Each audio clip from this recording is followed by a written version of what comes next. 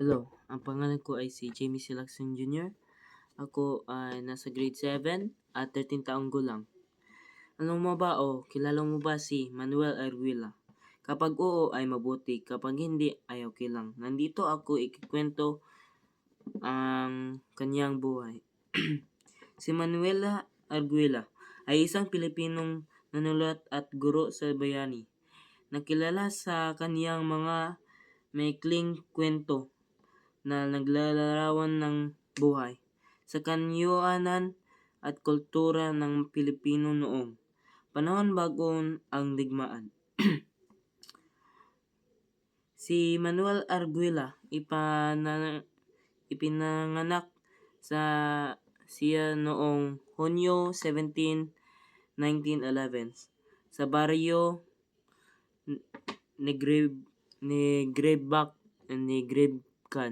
Negribkan, Bauangan sa La Union.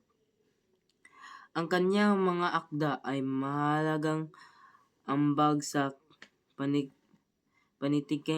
panitikang Pilipino sa wikang Ingles. Si Arguila ay hindi lamang isang manunulat kundi isang tunay na bayani. Sumali siya sa kilusang gerilya noong ikalawang digmaang pagdaigdig upang labanan ang mga Hapones. Subalit nahuli siya at pinatay noong 1944. Sa kaibala ang kanyang maikling buhay. Ang kanyang mga akda ay naging mahalagang bahagi ng panitingin Pilipino. Ang sinulatan ng Manuel Arguila, number 1 ay paano dinala ni Kuya Leon ang asawa niya sa buhay. Tungkol ito sa pag-uwi ni Leon sa probinsya kasama ng asawang si Maria na taga-lungsod. Ipinapakita rito ang pagkakaiba ng buhay sa probinsya at siyudad. Ikalawa, tag-araw. Kwento, ramdam mo ang init ng tag-init.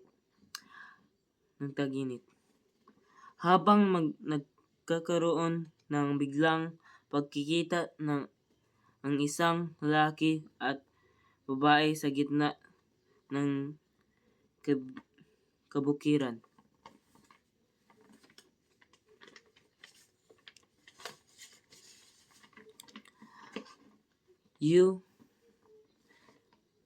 It's very important to learn the writer's backstory before you read his poem. This is why. Mahalagang alamin ang pinagmumulan ng isang manunulat bago husgaan ang kanyang tula dahil maaari mo siyang maling manawaan. Isipin mo na inibento lang niya ang mga iyon dahil gusto lang niya magsulat ng tula. Pero sa katotohanan, galing pala ito kaibuturan ng kanyang puso. Salamat. Thank you.